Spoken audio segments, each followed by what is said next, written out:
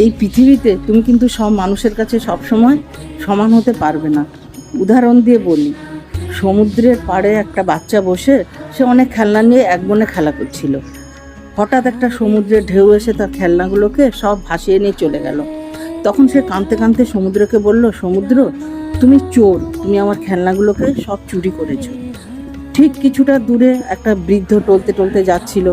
সমুদ্রের ঢেউ এসে ওর পায়ের কাছে একটা ঝিনুক পড়লো।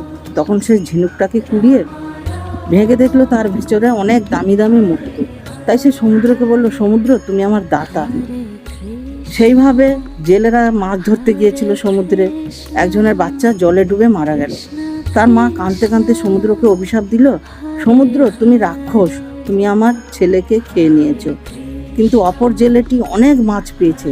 সে মাছ বিক্রি করে তার সংসারে অনেক অভাব মিটালো।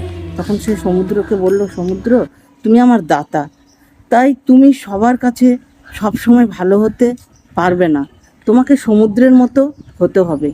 কে কি বলল তোমাকে, তোমাকে খারাপ বলুক আর ভালো বলুক, সেই নিয়ে কিন্তু তোমার মাথা ঘামালে চলবে না।